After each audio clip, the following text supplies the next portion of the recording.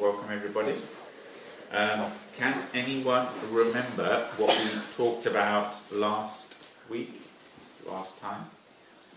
Those that were here. And even if you weren't here, you could have watched it on the YouTube, isn't it? Go on, yes, Ibrahim. Was it something of brothership? Yeah, excellent. So, Prophet ﷺ, he set up a brotherhood in Medina. Excellent, well remembered. Go on. And the building of the mosque. Fantastic, yes. So we're finishing off the building of the mosque. What's the name of the mosque? You know the name of the mosque that they built? That was the first mosque, that's right. Did that the week before that. What's this one? The one? Isn't it just the Prophet's mosque? It is the Prophet's mosque, yeah.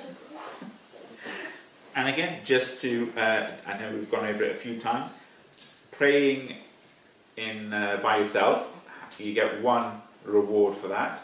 Praying in Jama'ah, as in two or more of you, how many rewards do you get for that? 27. Praying in the Prophet's mosque, how many rewards do you get for that? 100. 1,000. 1,000.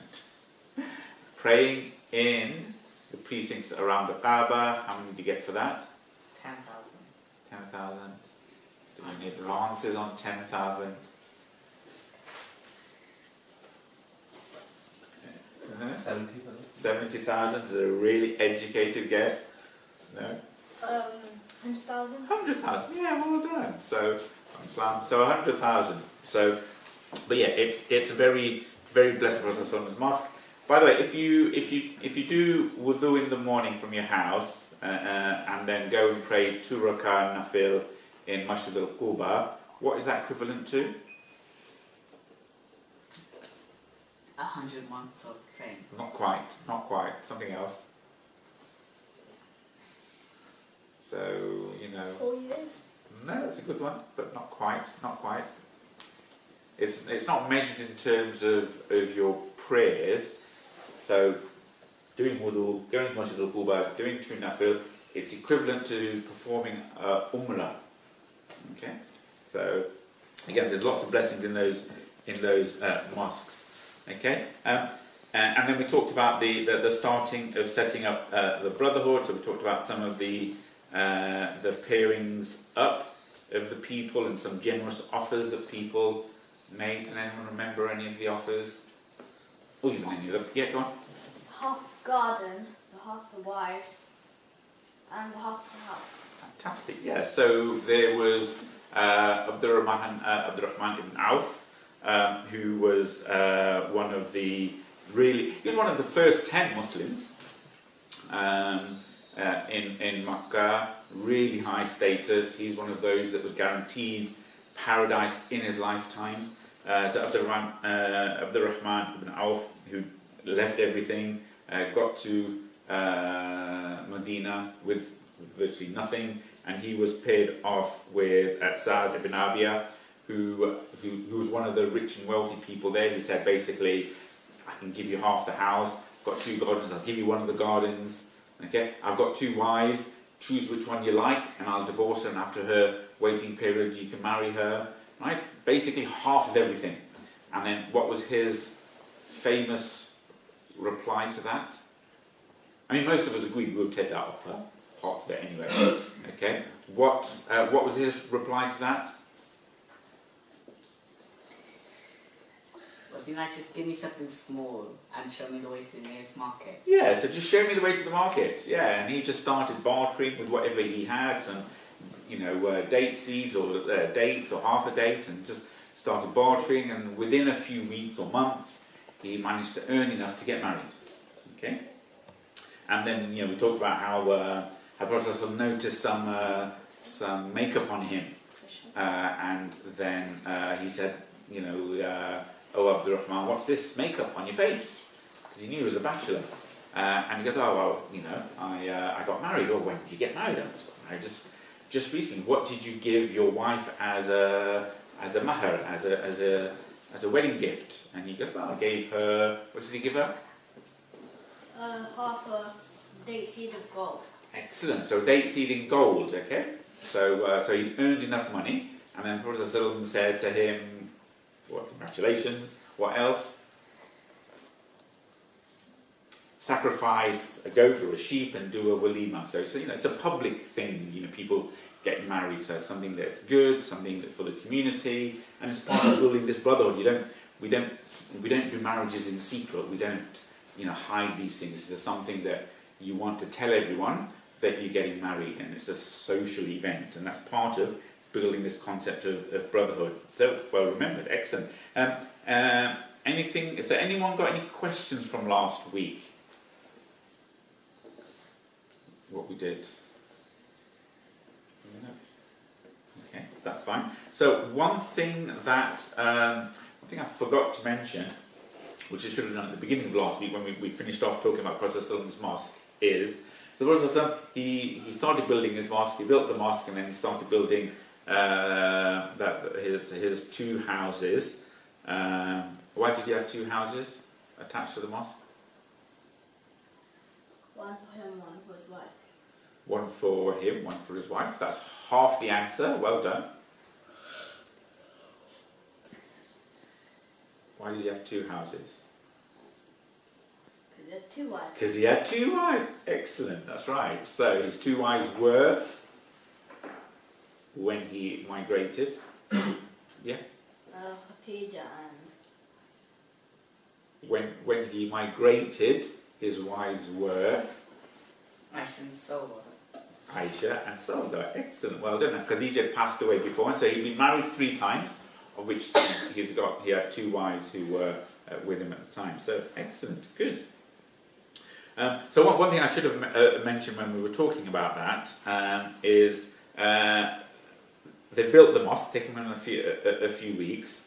Then they're having a conversation, the Prophet with the Sahabi, and he's saying, right, we need to get people to the mosque now. Prior to the masjid, people used to pray in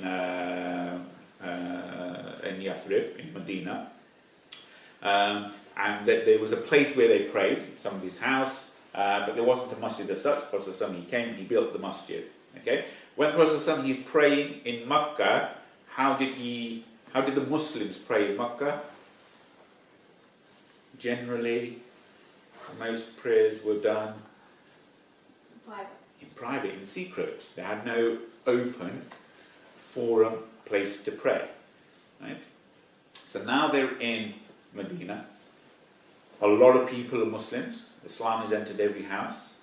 So they're facing a dilemma. They've got a place to pray. Lots of people who want to pray. They have to pray 5 times a day. So what's the missing link? Something to call them to pray. Something to call. How are they going to get people from their houses to the mosque? So the Prophet is having this discussion with the people. Well, how should we call them to the mosque? So one of them says, why don't we...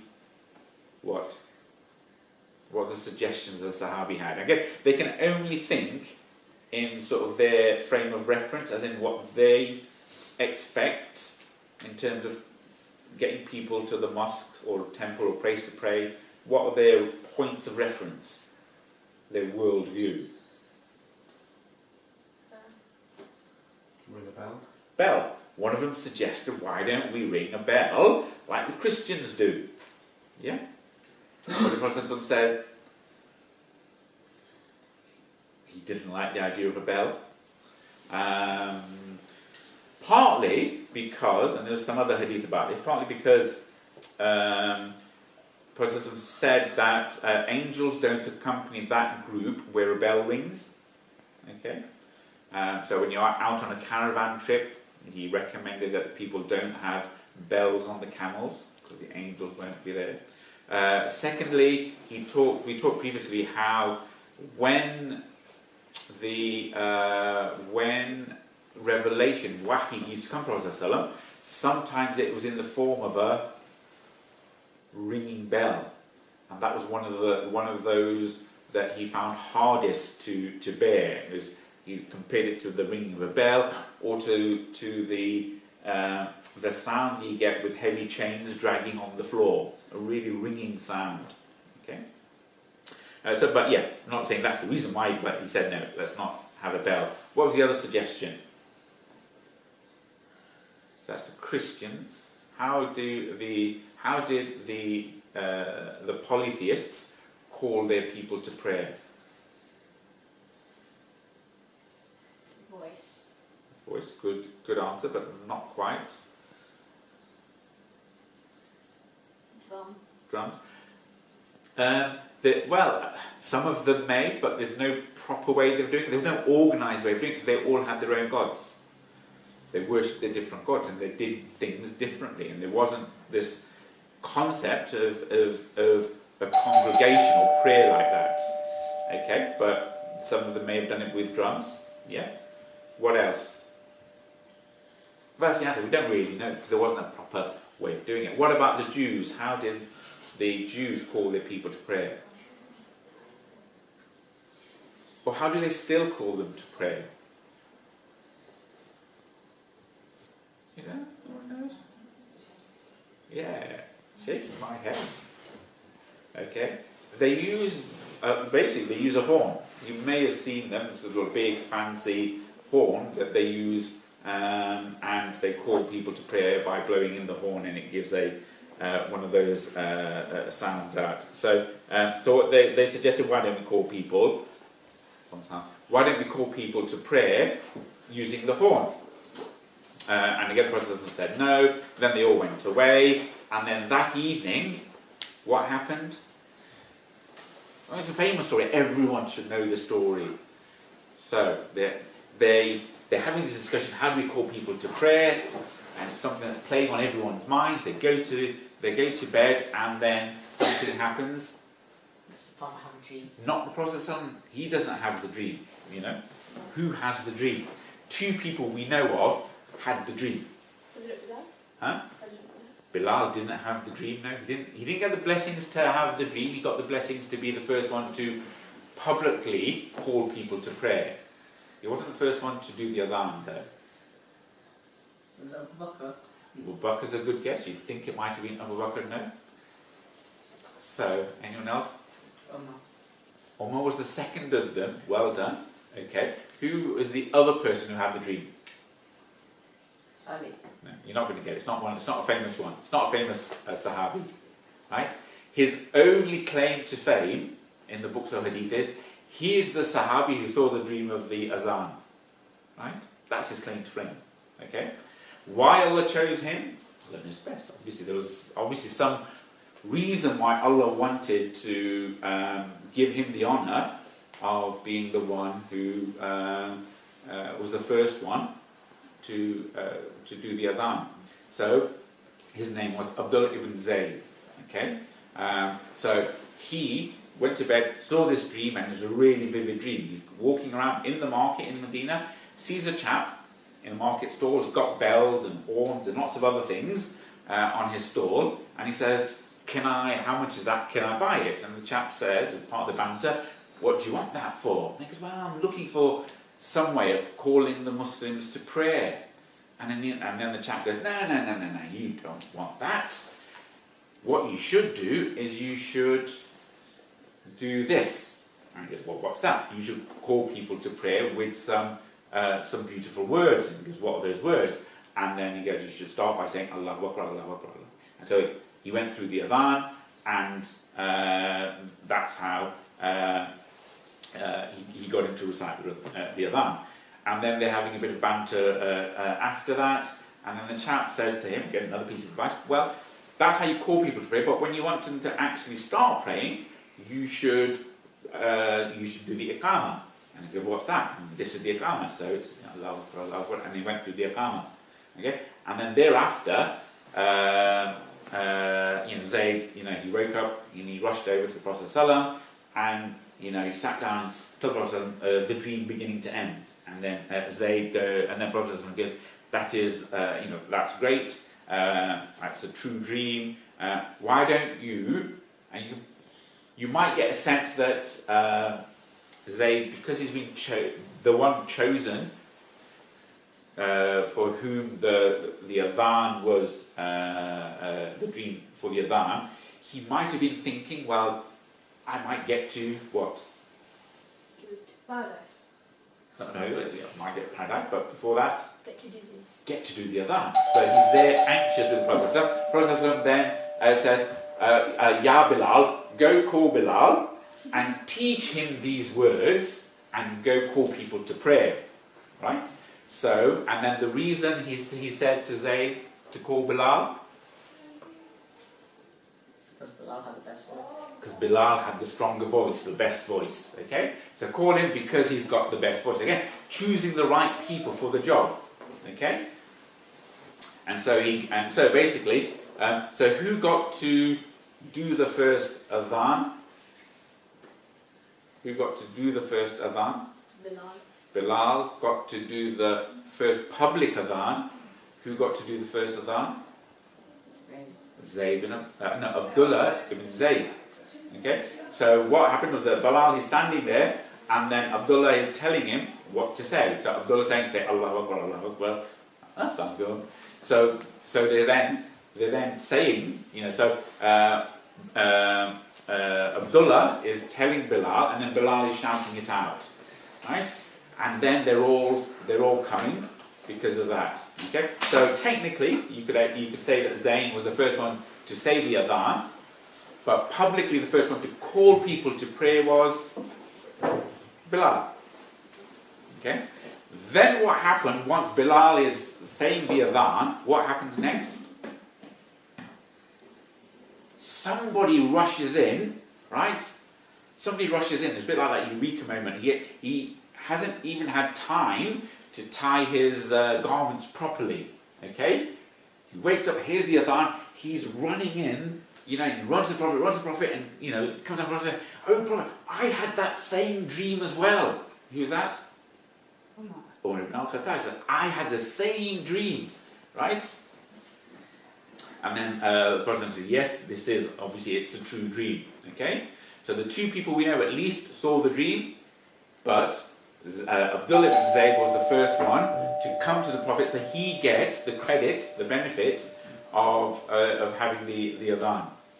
Okay, so so that was one of the stories around the call to prayer.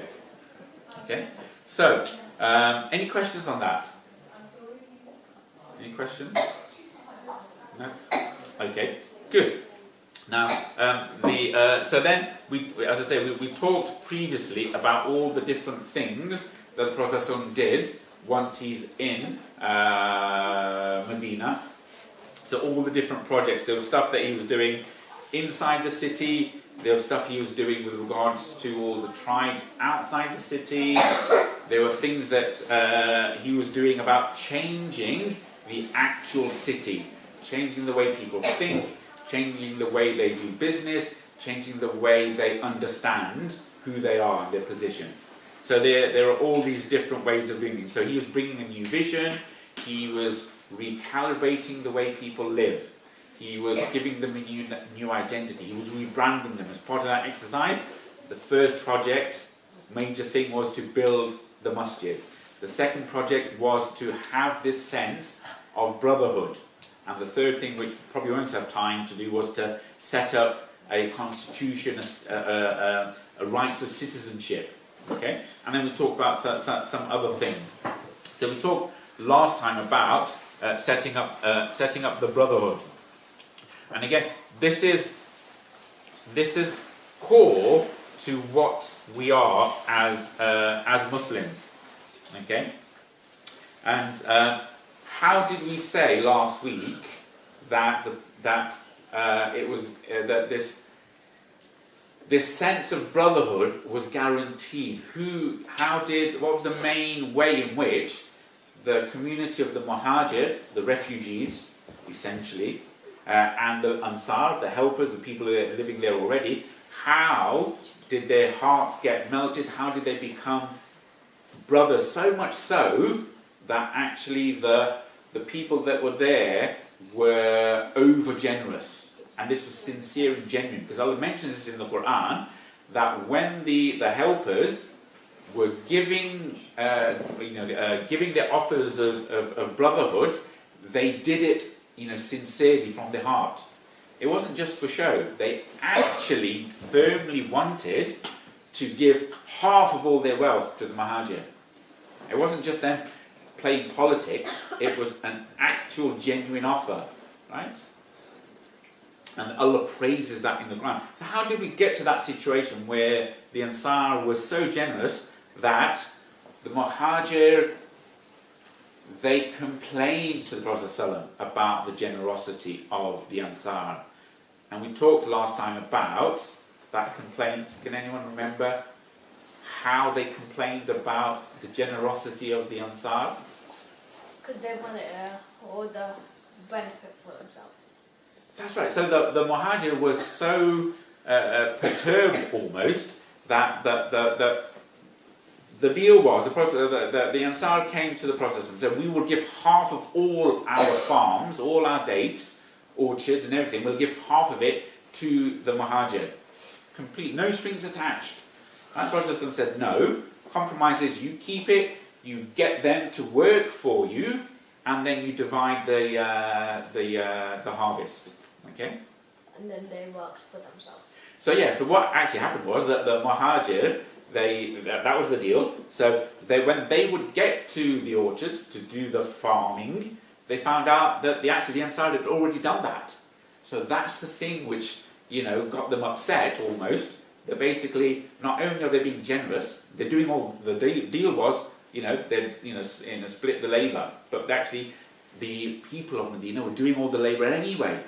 So they think, we're going to miss out on so much barakah because they're doing everything. And the Prophet ﷺ, what did he say to them?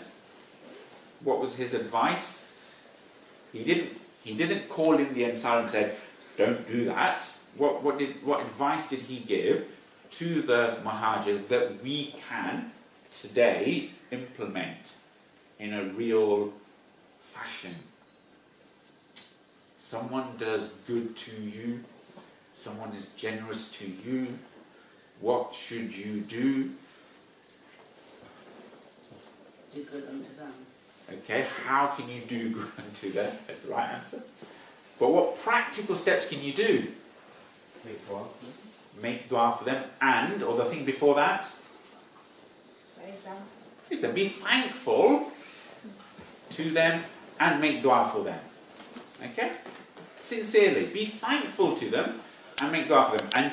And we know that if as human beings, if we show thanks and gratitude to other people, Allah recognizes that, and He helps us in our situation. And those people that don't even show gratitude to other people, how can they show gratitude to Allah? So it's making that equivalence. Actually, yes, they are doing good to you. You're not capable, you don't have the means to actually repay it the way that they're doing, they're blessing you. But what you can do, and this is the power of it, is be thankful for that. And make dua for them. It's a really, really important messages for us. So again, it shows the importance of us developing this sense of brotherhood. And so Allah talks a lot about it. Prophet talks a lot about it, and we all know that one of the core aspects of being a good Muslim is having brotherhood. Okay, so what do we understand by brotherhood? We talked a bit about it last week. Again, so we've had time to think about it. What does this brotherhood mean? And those who were around when we talked about the Nawawi's 40 hadith, there are some hadith about brotherhood there. Okay, and when I say brotherhood, it's not just a male-to-male thing. It's a sense of bonding, so brotherhood, sisterhood in the Me Too world. It's the same type of thing. It's about that bonding. Okay. Like alliances, but closer. Alliances, but closer. Yeah. Okay. Any other ways of developing brotherhood? What is brotherhood? Sharing common values and a common goal. Fantastic. Okay, such as example, common morals, agreeing to what might be right, what might be wrong, a common definition of what is justice, where they're going, strategically speaking, where's the community headed. If there's agreement on that, then you can agree on core principles and come together. Yeah, absolutely. So how did you're completely right. It's about that having that shared common understanding, shared values, shared morals, ethics, and law. So just in terms of how did the Prophet ﷺ define us as brothers? How did he simplify this complex concept? Because it was a new concept for the people. Before this concept of brotherhood, how did people live their lives? What was their main way of interacting with each other? What was their main bond between themselves? In the marketplace. No, that was the social interactions. You're not wrong on that, but the values that they had. Tribal society, so your allegiance was to the tribe. It was, yes. So it was a very tribal or family-based, but the family is a wider family. The wider family being the tribe. Okay, so the bonding was of the family extending to the tribe. So you had allegiance to the tribe. Okay. But the Prophet came with something very unique. It wasn't a bonding to the tribe, to your family. Your allegiance was to other people based on these common values. But how did he? And we'll talk about this more next time in terms of how did he codify that. But he had a really simple way of explaining that to people. What was the simple way of explaining this sense of being, together, this brotherhood? You should all know. And again, it just shows that the genius of the process in terms of breaking down these complex concepts into really easily accessible terminology for us. So he described us as being one ummah, one body. Okay? So the Muslims are one body. Right? So much so that if one part of the body is feverish or has pain, the rest of the body feels ill. So he's conceptualizing the way we should be is to be united together. And that is the thing which gelled people together on the basis of faith, on the basis of your belief, not on the basis of how rich you are, not on the basis of your tribe, not on the basis of the colour of your skin, not on the basis of the soil with where you were born or grew up, okay? That it has, the soil outside has some mystical value to it, that the people raised on that soil are in some way superior to other people. That's what nationalism is, okay? So none of that. You are bound together because of your common understanding based on your relationship with Allah and Islam. Again, a revolutionary idea. Okay, and again, this is time and time talked about Prophet talks about the importance of brotherhood, and we've done a couple of study circles where simple hadith Prophet talks about the Muslim is the mirror to a Muslim or to your brother. Okay. And there, we drew, 20, 30, 40 different benefits of how, as a Muslim, you are a mirror to your brother. Okay, the Prophet says other ways of doing it, where the Muslim has rights. A Muslim has 5 rights over his fellow Muslim. Do you know what those 5 rights are? You should know what these 5 rights are. Okay? Accept an invitation. Well, that's excellent. So accept an invitation, that's one right. So if someone invites you, you have an obligation to go. Okay? That's a right a Muslim has over another one. Good? To return salam. To return salam. Okay, so if someone says to you, Assalamu alaikum, it's their right that you have to respond. Okay, and you respond by saying Islam. Or you respond by an equal amount or better. Okay, so You can respond by saying wa alaikum salam or wa alaikum rahmatullah or wa alaikum salam wa rahmatullah wa barakatuhu. Okay? But if they say assalamu alaikum wa rahmatullahi wa barakatuhu to you, you have to reply by saying the minimum, but you can't really better that, you know. Well, you can, lots of other ways of glorifying Allah or praising them, but that's a right. So one right is accept an invitation, second right is return the salam, third right is saying Yahmakullah when you sneeze. So, responding to the sneeze. Okay? Okay, so when someone sneezes, what should the person who sneezes say? Alhamdulillah. And you respond by saying? Yahmakullah. Okay, and then there is a response to the response as well. Yeah. Okay, excellent. And what is one of the reasons why? It's not one of the reasons why, but what is... why did the Prophet specifically praise the sneezing and criticize the yawning? Now I've said yawning, I'm going to see a few of you yawning, right? So why did the Prophet specifically praise the sneezing and criticize the yawning? Yawning is from shaitan. Yawning is from shaitan, yes, good. And Sneezing is from Allah. And the sneezing is from Allah, excellent. And what was the very, very first thing, I'm going to give you the answer, it's a bit rhetorical, what is the very, very first thing that Adam did when the ruh was blown into him? Right? So Allah created Adam alayhi salam out of clay. Right? And there are three stages of it, the hollow stage, the dry stage, and then the fleshy stage. And then the ruh was blown into Adam alayhi salam. Okay? And what was the very first thing that happened? He sneezed. Okay? It's not like those Hollywood films where they're dead or they're flatlining and suddenly, life into them and they all go like that, isn't it? You've seen those, things. And that's not how it happened.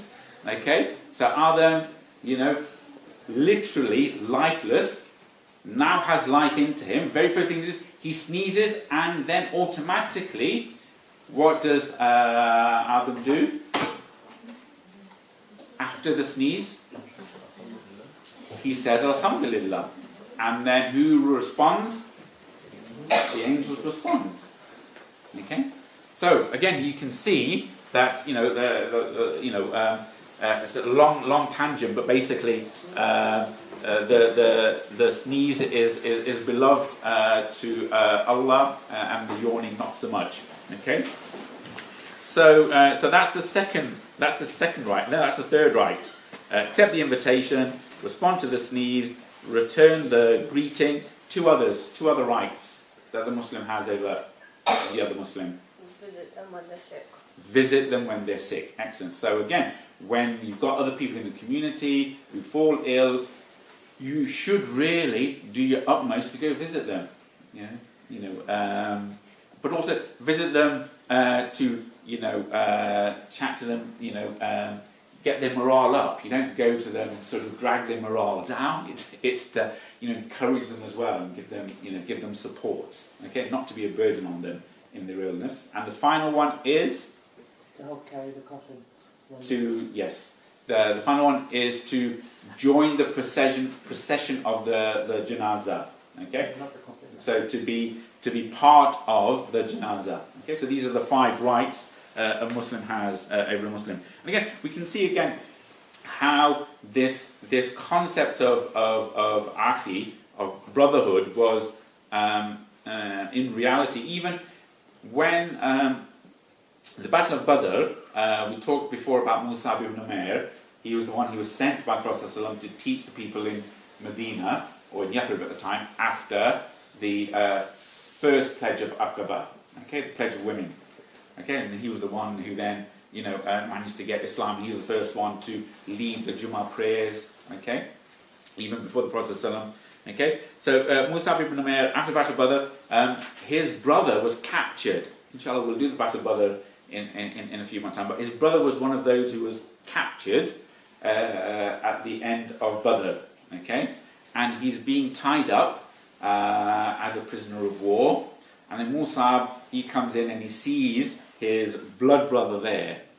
What does he say to the captives? What does he say to the captives? It's a famous phrase. You may not know. Okay. Treat him harshly, right? Because his mother is really wealthy. Okay. So basically, we can get a lot of war booty in exchange for the prisoner, and so basically saying, and then his actual blood brother says, "Oh, Musab, you're my brother. Why are you talking to me like this?" And then without facing him, he goes, this chap Aziz, he is more my brother than you are, and literally because he was the one who was paired up with Musab. Musab genuinely said, "Look, he is more my brother. It wasn't just a brother in Islam type brotherhood. He is actually my brother more than you are." And that is how they did, have that sense of brother. And we talked about how it was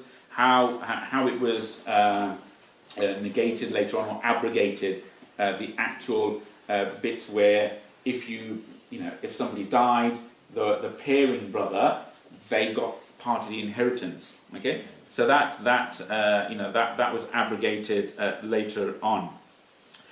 What other things did the Prophet ﷺ say about brotherhood? Any other things about brotherhood? There are lots of things about brotherhood. What else did Allah say about brotherhood? The importance of brotherhood. Any other verses in the Quran? Okay, in translation, the believers are nothing else than brothers to each other. So make reconciliation between the brothers and fear Allah that they may receive His mercy. We've talked before about how Allah said, again in translation, and hold firmly to the rope of Allah all together and do not become divided. And remember the favour of Allah upon you, when you were enemies and He brought your hearts together, and you became by His favour brothers. You were on the edge of a pit of fire, and He saved you from it. Thus does Allah make clear to you His verses, that you may be guided. And the question I asked right at the beginning is, how did these people become brothers? Complete strangers, actually becoming firm brothers? It's through the mercy of Allah. And Allah mentions this in the Quran, and He says, and brought their hearts together. It's Allah who brought their hearts together. If you had spent all that is in the earth, you could not have brought their hearts together. But Allah brought them together. Indeed, He is exalted in might and wise. So again, this concept of brotherhood it's essential to who we are as Muslims. It's part of what defines us as Muslims, and that's why it was so key. The Prophet ﷺ, he focused a lot of his early energies on cultivating this sense of brotherhood. Okay, and again, other hadith, very famous hadith: none of you truly believes until he loves for his brother what he loves for himself. None of you truly, you're all believers, we're all believers, we all say the kalima, we all do the 5 pillars, but none of you truly believes. It's the essence of being a good Muslim, and until he loves for his brother as what he loves for himself. Okay? And again, Prophet in other places says, do not have malice against a Muslim. Do not envy another Muslim. Do not go against another Muslim and forsake him. O slave of Allah, be like brothers to each other. It does not allow for a Muslim to desert his brother for more than 3 days. Again, this is in Muslim and Tirmidhi. Even if people fall out, you can't go beyond 3 days before reconciling them. And the people who don't wish to be reconciled, you turn their anger against them. That's what the Prophet said. That is the Sharia. Okay? And even if there are warring parties, and you try to reconcile them, and one party refuses, Prophet says, you should turn your attention to the people who don't want to be reconciled. So, creating fitna is such a disaster for the ummah, which is why all the effort is about keeping us united and not creating fitna. And again, this is something that it's important for us to put into practice, as it was in those days, as it is now. And it's a way in which the strong help the weak. It's the way the rich help the poor. It's the way those that have knowledge help those who have less knowledge. Okay? And that is what the Brotherhood was all about, bringing these people together. So, another practical way, and we talked about this last week, of increasing the brotherhood between us is, Prophet said, increase the brotherhood between you, spread salam, give each other salam, it melts the hearts. And when you go visit each other, and we talk about this, we as Muslims, we go with gifts, right? And again, it's a way in which people's hearts get melted. You're not just going there being burdened, you're giving a gift. And it's a way in which, people are brought together. So all of these things you can see, Prophet ﷺ is trying to get people to prioritise this new bonding between them, the bonding of brotherhood. And so much effort is gone into that, and we'll talk later on about how those who worked against it, who were trying to cause the fitna, what the rules and regulations are on those. And they didn't become public until when? When did the hypocrites become public? There were people working against the Ummah underground, right? And we talked about those people who whispered. Okay, we talked about that famous incident where the Prophet ﷺ, he enters on his donkey, he goes meets the elders who were sat there in Medina, and he sits down with all the elders, and he starts chatting to chat to them about Islam, and then one of the elders, he got up and said, brushed himself off, said, "O Muhammad, keep your dust to yourself, right? Arrange your own meeting and tell your stories to your people there."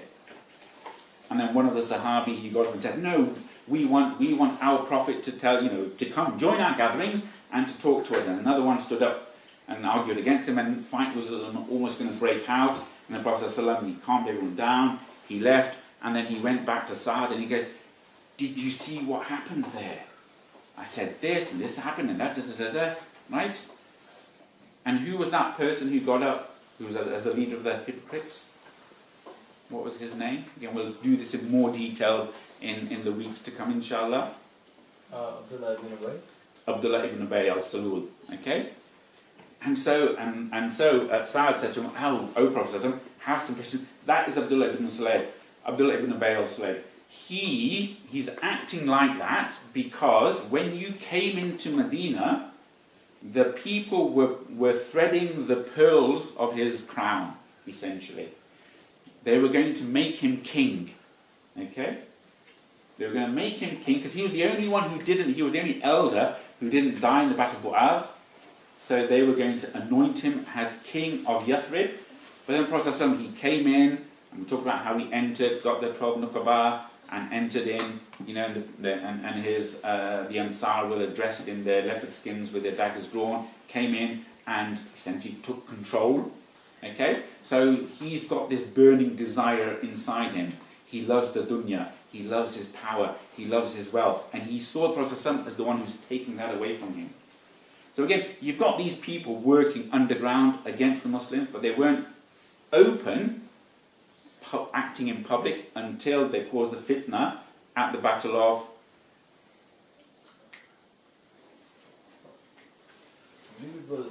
Uhud, yes. And they left. When Abdullah ibn Ubay, he kept back his 300 troops. Okay? So, Is he along with another tribe, right? The Banu Salma? He tried to convince the other tribes. Okay? But they And they were about to listen to him. Then Allah sent His mercy on them and got them to have peace in their hearts. And so they stayed. But that was His plan, that He would cause, division in the community. Okay? So again, all of this, it's just to reiterate the importance of, basically staying together as an ummah, developing this sense of brotherhood, and it is key to being a good Muslim, right? And again, and many of you know that, alhamdulillah, I've been given an opportunity. I'm going to go away, for a few months and do some work over there. So this will be the last face-to-face halaqah or study circle for a few months.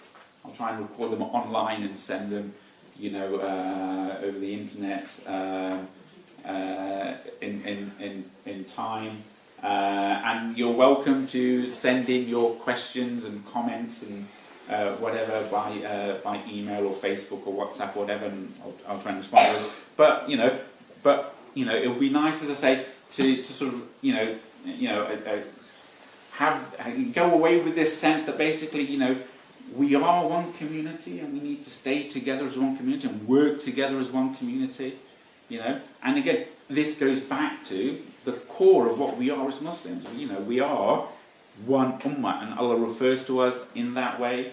Prophet refers to us in that way, and we should do the most that we can to stay united and together. And the benefits on that are immense. And we talked about that last time, about how a lot of our social interactions are done as a community.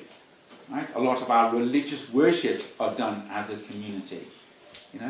Jummah, praying as a Jama'ah, Ramadan. A lot of the really blessed things that we do as going for Hajj, right?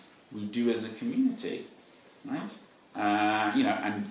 Seeking people's forgiveness before you go for Hajj, trying to cleanse everything from your previous life, going there with a clean slate and renegotiating your relationship with Allah, and coming back reborn in the company of your ummah.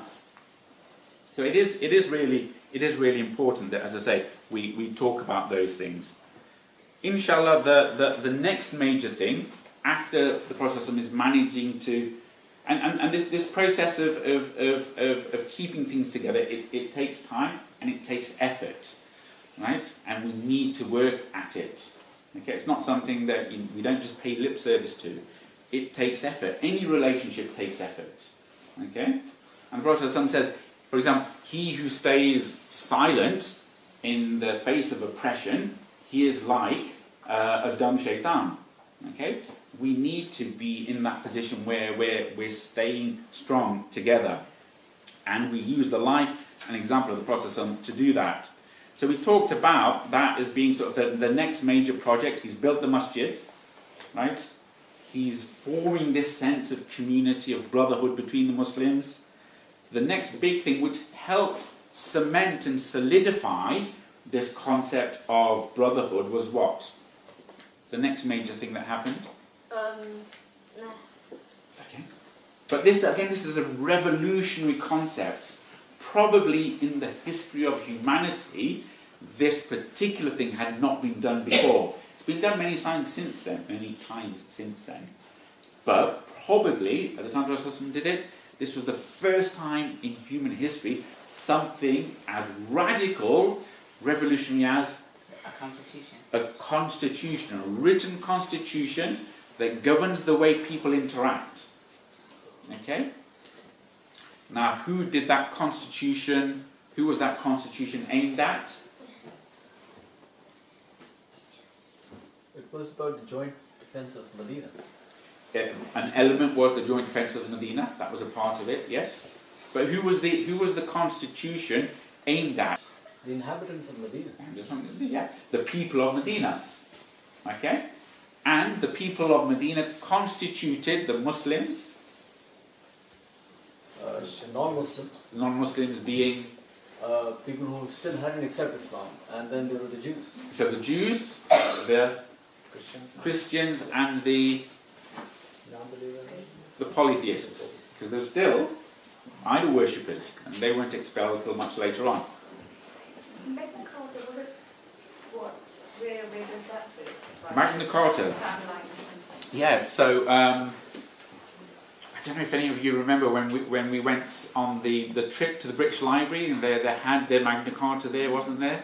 Okay, who was drawn up by King John. Who was King John? And this is the time of Robin Hood. Okay, who was King John influenced by in terms of writing the Magna Carta? Huh? Okay, why was King John threatened with excommunication by the Roman Pope? You remember? No? Those of you who've done your history? Huh? Was he impressed by Islam? He was impressed by Islam. He actually wrote to the King of Morocco to say, can I come and study in your universities? Right? And what is the oldest university in the world?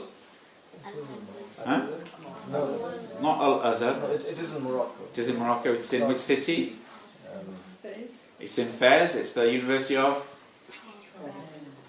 Karawangi. Right? In Fez. Still the oldest university. Set up by a female, yes. Okay.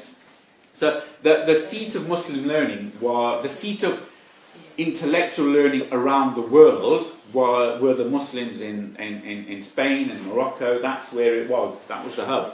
And he actually, was impressed by that, and he wanted to study there. And then he was advised by his advisors not to do that. But obviously he had that. But for various other reasons, political reasons, he was forced by the noblemen of the time to write the Magna Carta, which did give some rights of citizenship. But that still was nothing like compared to what the Prophet did, because that only referred to the noblemen. The Magna Carta did not refer to the peasants, right, or the feudal people. Okay, so it was a contract between the nobleman and the king. The constitution of Medina was about how all the citizens have an equal citizenship or rights, but they have certain duties, and those duties are the nexus of those duties are based on what? What is the fulcrum of the duties that the different people have? It's based on your belief. Yes. So again, although the constitution was written, "O tribe of so and so, O tribe of so and so, O tribe of so and so," but the actual issue on which everything pivoted was what you believe. Again, this was the way in which the Prophet, he's forcing the people of Medina to rebrand themselves, rethink the way they do business, and focus on their faith and belief as the most important thing. Right? It's not your wealth, it's not your tribe, it's not the colour of your skin, it's not it is what you believe. So it gets people to prioritize the importance of your understanding of your relationship with yourself, with other people, and with your Lord. And you're allowed not to believe in Islam, but for those people who don't believe in Islam, they purposefully then know what they believe. Because the side effect of saying that you have to understand what you believe and why you believe it is that people's belief tends to become stronger in whatever they believe. And one of the byproducts of the rules of apostasy that the scholars have said is that, for those that leave Islam, there's a certain way of treating them, is basically it means that whatever you believe, you prioritize those things. So you have a firm conviction. So if you firmly believe in Islam, you do for a reason. If you firmly believe in Christianity, you know why you're a Christian. And you know why you're a Jew. Okay? And again, later on it was, the rules were made clearer. The famous verse, "There is no compulsion in religion," which we all firmly believe, right? Does anyone know what were the circumstances of that revelation? We'll do, inshallah, probably in quite a few months' time. But You mean Surah Al-Kafir? what was the reason why that verse was revealed? It's in Surah Al-Baqarah, isn't it? Like, There's no compulsion. What were the circumstances that were happening? Because we know the Quran was revealed piecemeal over 23 years, but it would be in response to a situation. What situation was that in response to? And does anyone know? I would ordinarily say that's your homework, but we're not going to be here next time. Okay, so does anyone know the circumstances? So, I mean, we'll finish here, but basically it was, at the time, the people of Medina, they had a superstition, right? Where if the children were born, and there were either lots of girls or the children or the children died young, or they would then dedicate the next born to be raised as a Jew. Okay, so the children would be born, and to maintain their heritage, they would hand them over to one of the Jewish tribes, like Banu Nadir. Okay, and then that individual would be raised in the house of the Jew as a Jew, but they would be, Arabs of the according to their ethnicity. Then after Banu Nadir happened, and the people, I think it was Banu Nadir, I might be wrong, and the people, the tribe was expelled, the Muslims were saying, we want our children to stay with us, because they're our children, right? But those children, they're brought up as, according to the Jewish faith, they wanted to stay with their adopted family, as it were. And so they were arguing about, well, who gets to keep them? And the revelation was revealed that there is no compulsion in religion. They get to stay with who they want to stay with. And the majority of them went with their adoptive Jewish families. And it was that you can't keep them, because if they're raised in the Jewish faith and they want to stay in the Jewish faith, they have every right to stay in the Jewish faith. We're not against the Jewish faith. There is no compulsion in religion. You can't force them to become Muslim. They have to have Islam from themselves. So all of these things that surround, you really need to know and understand why you are a Muslim. Right? You don't take Islam as a birthright. You don't become a Muslim because you're born a Muslim. You need to actively know why you're a Muslim. And Allah says in the Quran, in translation, know that there is but one Allah. Right? And if you are purposefully a Muslim, which is a good thing, but purely because of your right of birth, how does that make you different to the Quraysh at the time of Prophet ﷺ? How does that make you different to the people of Shu'aib or the people of Nuh, who turned around and said, everyone is like this, I'm just going with the flow? And that was the main reason one of the main reasons the Quraysh didn't become Muslim, because the whole of society, we've always been doing it like this. Right? So if you are a Muslim, especially the young ones, even some of the old ones, if you're a Muslim purely as a birthright, then you are criticized by Allah. You need to know for yourself why you are a Muslim and develop that personal relationship with Allah. And again, inshallah, we'll talk about that in more detail in the coming weeks, where we'll talk about belief in Allah, the importance of believing in Allah for yourself. How do you believe in Allah? How do you prove to yourself Allah exists? What are the arguments for and against these things? And we'll try to develop those things, inshallah. Anyway, I'll finish there on that note. Any questions or comments? Sorry. The oldest surviving university is the one in Morocco, but the actually oldest university is in Bihar, it's Nalanda University. It's before Christ. It's one of the oldest universities in the world. Okay, I did not know that, but I'll accept that from you.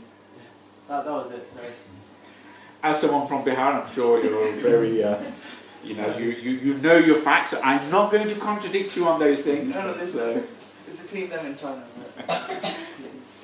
but thank you for the correction. I'll make sure that I am more correct in how I explain things in future. So, thank you. Any other questions or comments or corrections? Oh, everyone's fallible. You know. So we'll just finish there. This might be والعصر إن الإنسان لفي خسر إلا الذين آمنوا وعملوا الصالحات وتواصوا بالحق وتواصوا بالصبر